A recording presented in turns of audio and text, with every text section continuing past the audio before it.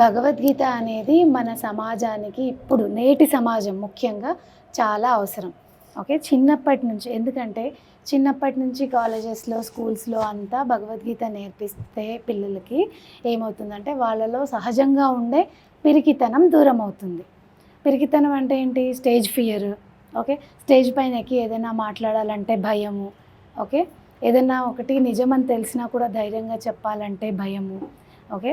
అలాంటివన్నీ అంటే ఆ పిరికితనాన్ని పోగొట్టి వాళ్ళలో ధారణ శక్తి అంటే గ్రాస్పింగ్ పవర్ని పెంచడానికి భగవద్గీత చాలా చాలా ఉపయోగపడుతుంది.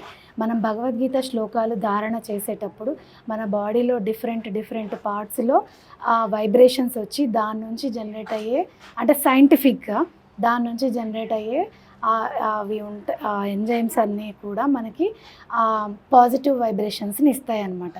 సో దానివల్ల ఏంటంటే మనకి మంచి గ్రాస్పింగ్ పవర్ వస్తుంది, జ్ఞాపక శక్తి పెరుగుతుంది, తర్వాత మాట ఉచ్చారణ చాలా బాగుంటుంది, స్పష్టంగా పలకడం. కొంతమందికి పలుకుతూ ఉంటే కనుక మాట అర్థం కాదు, చూసారా మీరు? అలాగా కాకుండా భగవద్గీత శ్లోకాలు చిన్నప్పటి నుంచే ప్రాక్టీస్ చేసినప్పుడు ఏమవుతుందంటే మాట ఉచ్చారణ పెరుగుతుంది, అంటే క్లారిటీ పెరుగుతుంది మాటలో. మనం ఏం మాట్లాడుతున్నామో స్పష్టంగా పలకచ్చు భగవద్గీత నేర్చుకుంటే. ఓకే.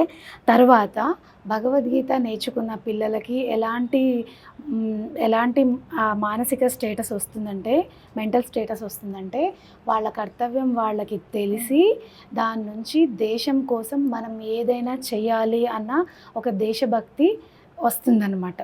ఇప్పుడు ఎంతమంది ఆలోచిస్తున్నారు దేశం గురించి? ఎంతసేపు నాకు మార్కులు రావాలి, నాకు ఐఐటీలో సీట్ రావాలి, నాకు ఒక మంచి జాబ్ రావాలి, నాకు ఒక మంచి ఫ్యామిలీ ఉండాలి, నాకు ఒక ఫ్లాట్ ఉండాలి, నాకు ఒక కారు ఉండాలి, డన్. ఎనీథింగ్ బియాండ్ దట్ ఏమన్నా ఆలోచిస్తున్నామా? సమాజ శ్రేయస్సు కోసం ఏమన్నా చేద్దాము.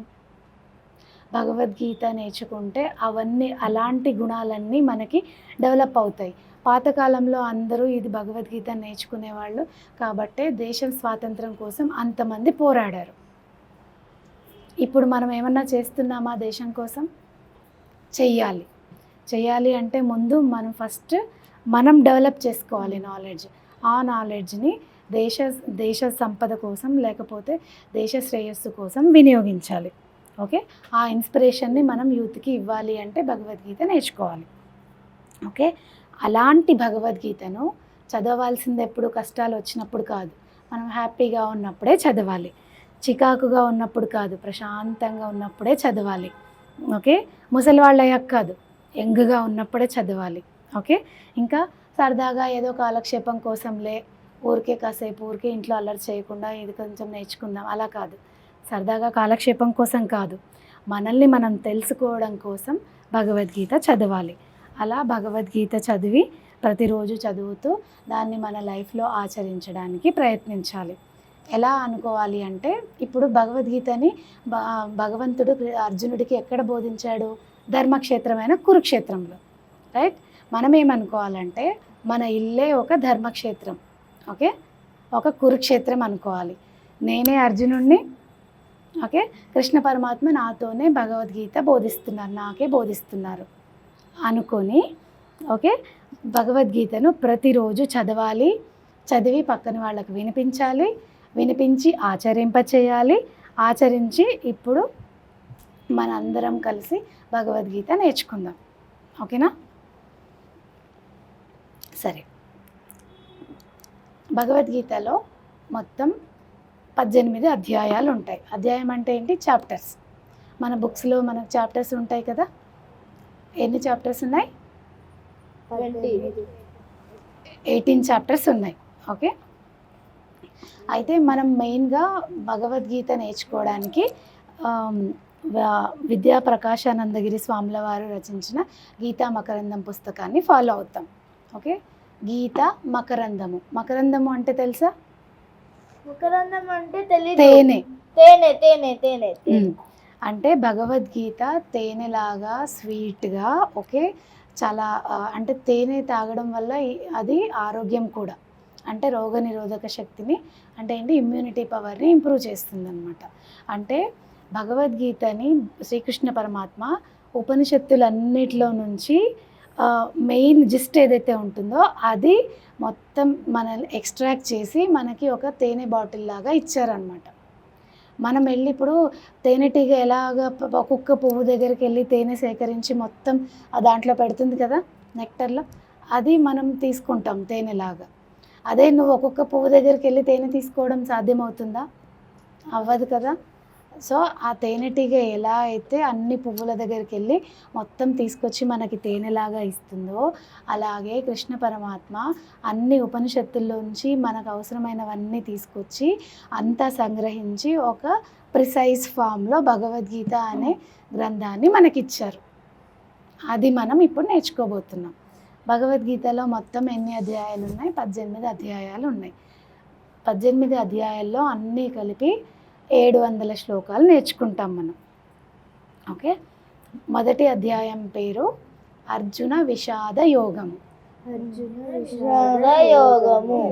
అర్జున విషాద యోగము అంటే, అర్జున విషాదం అంటే తెలిసిందే, అర్జునుడు బాధలో ఉన్నాడు అని. విషాదం అంటే బాధ కదా, బాధలో ఉన్నాడు.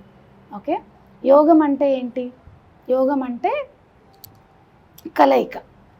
ఓకే, ఇప్పుడు ఎందుకు యోగం అని పెట్టారు?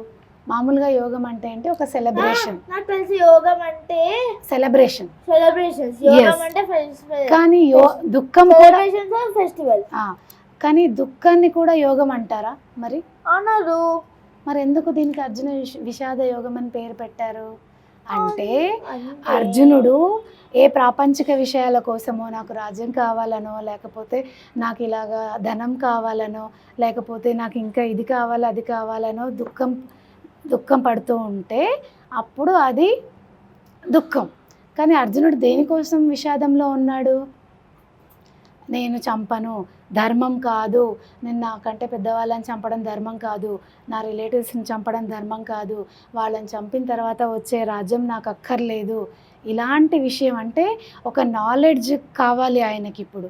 అంటే ఇదంతా ధర్మమా కాదా, నేను చేస్తున్నది రైటా రాంగా, ఇలాంటి డైలమాలు. అంటే అందరికీ పనికొచ్చే ఆ నాలెడ్జ్ కోసం దుఃఖిస్తున్నాడు ఆయన. సో అందుకని దీన్ని కూడా మనం యోగం అనే పిలుస్తాం. ఏం పేరు? అర్జున విషాద యోగము. చెప్పండి. అర్జున విషాద యోగము. ఈ భగవద్గీతలో మొత్తము నలుగురు అంటే నలుగురే మాట్లాడతారు. మొదటిది ఎవరు?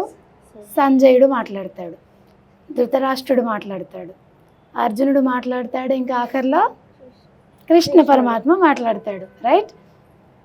అయితే ఇక్కడ మొదటి శ్లోకం ధృతరాష్ట్రుడు మాట్లాడుతున్నాడు అనమాట. అయితే భగవద్గీత డైరెక్ట్గా చెప్తూ ఉన్నప్పుడు విన్నది నలుగురే నలుగురు. తెలుసా ఎవరెవరు విన్నారో? మీరు నలుగురు కాదు. ఎవరు నలుగురు విన్నారు డైరెక్ట్గా? అర్జునుడు, ఓకే, సంజయుడు, ధృతరాష్ట్రుడు కాదు, సంజయుడు వరకు కరెక్ట్. అర్జునుడి రథం పైన జెండా పైన ఉన్న ఆంజనేయ స్వామి శ్రీకృష్ణ భగవానుడు భగవద్గీతను బోధిస్తూ ఉంటే ఎవరెవరు విన్నారు? అర్జునుడు, సంజయుడు, అర్జునుడి రథం పైన ఉన్న ఆంజనేయ స్వామి, ఇంకా వ్యాస మహర్షి, ఇంకా శ్రీకృష్ణ పరమాత్మ కూడా. ఈ నలుగురు విన్నారు. అయితే యుద్ధం స్టార్ట్ అయ్యి ఆల్రెడీ 10 రోజులు అయిపోయింది. ఓకే, 10 రోజులు అయిపోయింది, వీళ్ళందరూ వెళ్ళిపోయారు యుద్ధంకి. ఓకే, శ్రీకృష్ణుడు ధృతరాష్ట్రుడిని అడుగుతాడు, నువ్వు యుద్ధం చూడాలనుకుంటున్నావా, నీకు దృష్టిని ప్రసాదించాలా అంటే, నేను ఆ యుద్ధం అహింస చూడలేను, నాకు వద్దు అంటాడు ధృతరాష్ట్రుడు. ఆయన రాజ్యంలోనే ఉంటాడు, పక్కన సంజయుడు ఉంటాడు. వీళ్ళందరూ యుద్ధభూమికి వెళ్ళిపోయారు. 10 రోజులు అయిపోయింది, ఏం జరిగిందో తెలీదు. సో అప్పుడు ధృతరాష్ట్రుడు అడుగుతాడు సంజయుడిని ఏం జరుగుతుంది అని. ఆ శ్లోకం నుంచి మనకి భగవద్గీత స్టార్ట్ అవుతుంది. Okay okay,